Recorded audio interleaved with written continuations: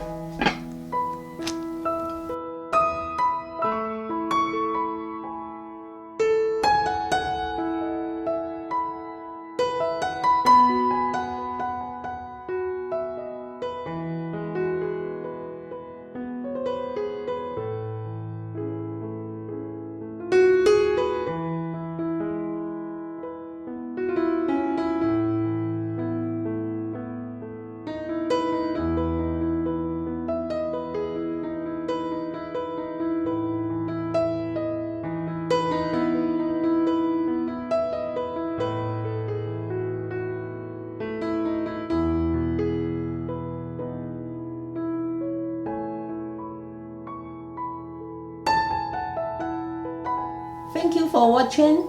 If you would like to learn more about traditional Chinese therapeutic recipes, please subscribe to my channel. and turn on notifications. Okay, I will see you next time.